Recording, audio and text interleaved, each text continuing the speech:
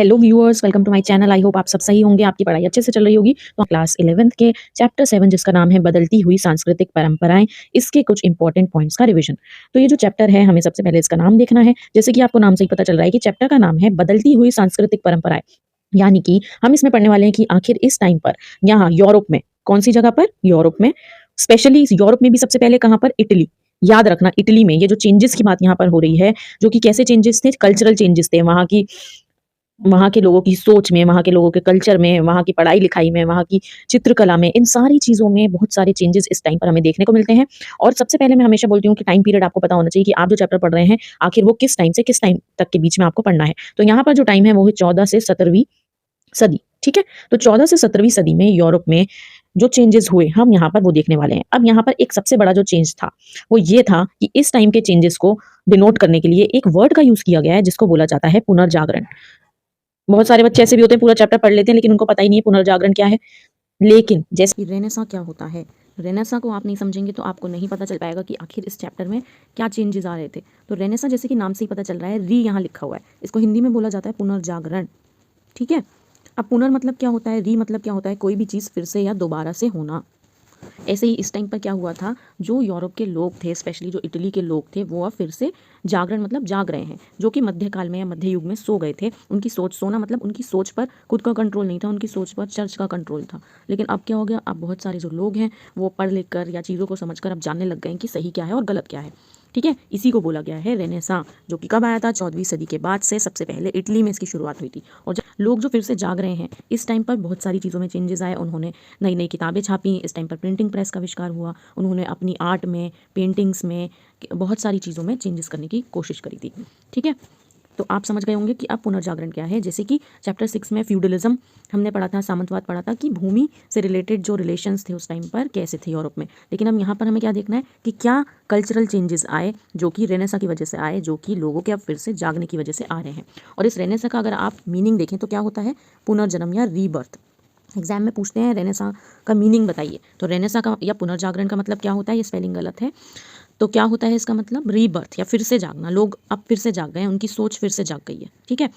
और एक और चीज़ कि ये जो रेनेसां टर्म है या शब्द है, आखिर किसने कहा कि भाई 14 से 17वीं सदी के बीच में जो भी चेंजेस हो रहे हैं या बदलाव हो रहे हैं, उनको हम डिनोट करने के लिए रेनेसां या पुनर्जागरण टर्म का यूज़ करेंगे, शब्द का यूज़ करेंगे। तो ऐसा कहने वाले जो सबसे पहले व्यक्ति थे वो थे जेकब बर्कहार्ट, ठीक है। याद रखना है आपको, जेकब बर्कहार्ट, इंपॉर्टेंट नेम है ये। इतना आपको समझ आ गया बैकग्राउंड।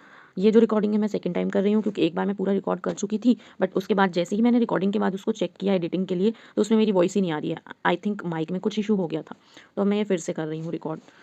देखो, अब ने 14 से 16वीं सदी में क्या हुआ था, इटली या यूरोप में हम कह सकते हैं नगरीय संस्कृति विकसित हो रही थी। यानी इस टाइम जो पहले बहुत सारी जगह गांव होती थी, विलेजेस होती थी, अब क्या होने लग गया, ये सब जगह नगर बनने लग गई, सिटीज बनने लग गई, शहर बनने लग गए, ठीक है। सेकंड इंपॉर्टेंट चेंज क्या है, मुद्रण आविष्कार, मोस्ट इंपॉर्टेंट। इस टाइम पर प्रिंटिंग प्रेस का आविष्कार हुआ। इसी की वजह से जो यूरोप के लोग थे वो अब जागने लग गए, उनकी सोच खुलने लग गई, क्योंकि वो अब पढ़ने लिखने लग गए थे। और जब किताबें छपती हैं, अगर कोई भी किताब की एक कॉपी होगी तो उससे कुछ ही लोग पढ़ पाएंगे। लेकिन अगर उसको प्रिंट करके हम बहुत सारी कॉपीज़ बना देंगे तो क्या होगा, वही चीज़ बहुत सारे लोग पढ़ पाएंगे, बहुत सारे लोग उससे नॉलेज गेन कर पाएंगे। यही उस टाइम पर यूरोप में भी हुआ, ठीक है।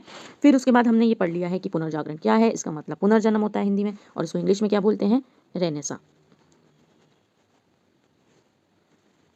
ठीक है। नेक्स्ट है, अब यहाँ पर इटली में मानवतावादी विषयों की भी शुरुआत हुई। देखो, मानवतावादी लोग कौन होते हैं, ये इसी टाइम के लोग थे जो कि बताते थे कि पहले लोगों की सोच पर चर्च का कंट्रोल था, लेकिन अब लोगों को खुद से सोचना चाहिए, उन्हें अपने बारे में सोचना चाहिए, अपने ऊपर ध्यान देना चाहिए, ना कि चर्च की बातों में आकर कोई भी फैसला लेना चाहिए। तो ऐसे ही जो मानवतावादी लोग होते हैं, उन्होंने ऐसे ही जो मानवतावादी विषय होते हैं या सब्जेक्ट्स होते हैं, वो ये सब्जेक्ट्स होते हैं। देखो, मानवतावादी मतलब ह्यूमनिज्म।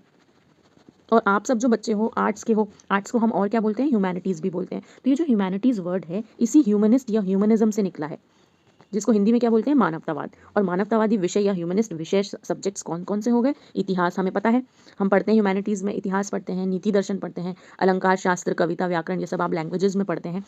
तो ये सारे जो सब्जेक्ट्स हैं किस टाइम पर बहुत ज़्यादा डेवलप हुए, इटली में रेनेसा के समय, पुनर्जागरण के समय, 14वीं सदी के बाद, ठीक है। अब मानवतावादी लोगों का तर्क क्या था, यानी वो क्या बोलते थे। उनका कहना था कि मध्य युग में लोगों की सोच को चर्च ने जकड़ रखा था। चर्च यानी कि एक तरीके से हम बोल सकते हैं धर्म ने जकड़ रखा था। जो धर्म ने या चर्च ने उन्हें बता दिया कि ये करो, लोग वैसे ही किया करते थे। और यूनान और रोम वासियों का जो पुराना ज्ञान था उनके दिमाग में, यानी उनको लगता है कि वो पुराने टाइम में जब रोमन एम्पायर था तब सिविलाइज्ड थे, वो मध्य युग में उनके दिमाग से निकल गई थी। लेकिन अब जैसे जैसे लोग जाग रहे हैं, उनका रीबर्थ या रेनेसा हो रहा है, तो क्या हो रहा है, अब लोगों के दिमाग फिर से खुलने लग गए। ठीक है, यही बात मानवतावादी सब लोगों को बता रहे हैं। अब देखो, अब यहाँ पर कुछ इंपॉर्टेंट नेम्स आएंगे, जैसे कि एंड्रियस वेसिलियस एक बहुत इंपॉर्टेंट नेम है। ये कौन है, ये पादुआ विश्वविद्यालय।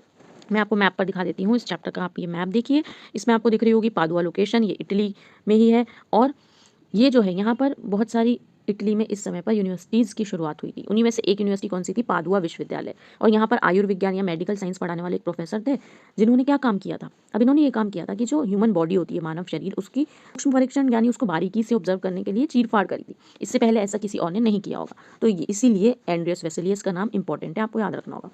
नेक्स्ट, मानवतावादी जो होते हैं वो और किस बात पर फोकस करते हैं कि अच्छा व्यवहार करना चाहिए, विनम्रता से बोलना चाहिए, अच्छे पहनावे और मानसिक दक्षता या मेंटल एबिलिटी पर ध्यान देना चाहिए। इस टाइम पर औरतों को भी बहुत ज़्यादा फ्रीडम दी गई, उन्हें शिक्षा लेने की भी काफ़ी हद तक स्वतंत्रता मिली थी। अब नेक्स्ट इंपॉर्टेंट नाम है एक और, मार्टिन लूथर और कोपरनिकस। अब मार्टिन लूथर वो इंसान है जिसने 14वीं सदी के बाद यूरोप में ईसाई धर्म में सुधार करने की कोशिश करी, यानी ईसाई धर्म में अब लोगों को लग रहा था बहुत सारी खराब बातें हैं, तो अब इस धर्म को सुधारने की ज़रूरत है। इसीलिए मार्टिन लूथर ने जो सुधार करने की कोशिश करी उसे बोला जाता है सुधारवाद। इनके सुधारवाद का नाम या मूवमेंट का नाम था प्रोटेस्टेंट सुधारवाद, ये याद रखना। इससे रिलेटेड लॉन्ग क्वेश्चन भी एग्जाम में आता है मार्टिन लूथर से रिलेटेड। अब कोपरनिकस कौन है, कोपरनिकस एक साइंटिस्ट थे, इन्होंने लोगों को क्या बताया। अब देखो, इनका रोल इंपॉर्टेंट किस लिए है, इन्होंने लोगों को बताया जो पृथ्वी होती है वो सन के चारों ओर चक्कर लगाती है, ऐसे बाकी सारे प्लैनेट भी सन के चारों तरफ घूमते हैं। जबकि चर्च ने लोगों को क्या बताया था, चर्च ने लोगों को बोला कि सबसे सेंटर में पृथ्वी होती है और उसके चारों तरफ जो सन है या बाकी सारे प्लैनेट्स हैं वो सब चक्कर लगाते हैं। जबकि ऐसा नहीं है। आज जब आप सोलर सिस्टम पढ़ते हैं तो उसमें क्या पढ़ते हैं, बीच में सेंटर में क्या होता है, सन या सूरज होता है, यही तो पढ़ते हैं। और यही बताने की जो शुरुआत थी किसने करी थी, कोपरनिकस ने ही लोगों को एजुकेट किया था कि सही चीज़ ये है, सन सेंटर में है ना कि पृथ्वी। चर्च ने जो आपको बताया है वो गलत बताया है। ठीक है, नेक्स्ट इंपॉर्टेंट एक और व्यक्ति हैं लियोनार्डो दा विंसी, जो कि कलाकार थे। फेमस इनकी इंपॉर्टेंट पेंटिंग है मोनालिसा, जो आप सबने देखी होगी। मैं इमेज दिखा देती हूँ, तो आपको पता होना चाहिए पेंटिंग किसने बनाई थी, लियोनार्डो ने। एक और चित्र इन्होंने बनाया था द लास्ट सपर। और इनका जो इंटरेस्ट था वो कौन कौन से सब्जेक्ट्स में था, वनस्पति विज्ञान, शरीर रचना विज्ञान से लेकर मैथ्स, कला, यानी कलाकार तो है ही, लेकिन इनकी जो रुचि या इंटरेस्ट है इन सारे सब्जेक्ट्स में भी था। नेक्स्ट इंपॉर्टेंट व्यक्ति कौन है, ये मोस्ट इंपॉर्टेंट है, जोहानस गुटनबर्ग। अब इन्होंने क्या किया था, पहले छापे खाने का आविष्कार। आपसे कोई पूछे कि भाई आप जो इतनी सारी किताबें पढ़ते हैं ये प्रिंट होती हैं, आखिर इस प्रिंटिंग प्रेस का आविष्कार कब हुआ था, तो कब हुआ था, 1455 में जोहानस गुटनबर्ग ने किया था आविष्कार। और सबसे पहले उन्होंने अपने छापेखाने में क्या छापा था, बाइबल की 150 कॉपीज़ को छापा था। और इसी से क्या हुआ, पहले जो एक किताब सिर्फ कुछ ही लोगों तक सीमित रह पाती थी, अब वही चीज़, वही नॉलेज काफ़ी सारे लोगों में फैलने लग गई, पहले इटली में, उसके बाद यूरोप में, और यूरोप से दुनिया के बाकी हिस्सों में। ठीक है, देखो इस चैप्टर में बहुत सारे नेम्स हैं और कुछ कुछ इंपॉर्टेंट किताबों के नाम भी हैं, तो आपको वो याद होने चाहिए। 2-3 बार याद करोगे तो लर्न हो जाएंगे। ठीक है, नेक्स्ट है, ये पॉइंट हम देखते हैं कि ईसाई धर्म के अंतर्गत मतभेद, पाप स्वीकारोक्ति दस्तावेज की आलोचना और नए करों का विरोध किया गया। यानी अब ईसाई धर्म की ना बहुत ज़्यादा आलोचना की जा रही थी कि इसमें बहुत सारी खराब बातें हैं और इसीलिए हमें इसमें सुधार करना चाहिए। ये एक डॉक्यूमेंट होता है जो कि चर्च के लोग बेचा करते थे ईसाई लोगों को और बोलते थे कि अगर आपने हमसे ये खरीद लिया तो क्या होगा, आपके सारे पुराने पाप या सिंस धुल जाएंगे। जबकि ऐसा कुछ तो होता नहीं है। ये जो चर्च का लोगों से एक तरीका था पैसे ऐंठने का, पैसे लूटने का, जिसकी बहुत ज़्यादा आलोचना की गई थी। और क्या आलोचना की गई ईसाई धर्म की, कि उन्होंने जो चर्च द्वारा कर लगाए गए हैं वो भी गलत हैं। ठीक है, नेक्स्ट हम देखते हैं गैलीलियो। ये नाम इंपॉर्टेंट है, देखिए ये कौन है, इटली के महान वैज्ञानिक थे जिसने दूरबीन यंत्र का आविष्कार किया। आपको पता होगा गैलीलियो का नाम, दूरबीन यंत्र यानी कि टेलीस्कोप का आविष्कार गैलीलियो ने ही किया था और वो इटली के ही थे। खगोल शास्त्र के बहुत सारे रहस्यों का भी इन्होंने पता लगाया था। ये हो गया। अगर ये वीडियो ज़्यादा लंबी लगेगी मुझे तो मैं इसको 2 पार्ट्स में बना दूंगी, और ज़्यादा लॉन्ग नहीं हुई तो फिर एक ही पार्ट रहने देंगे। ठीक है।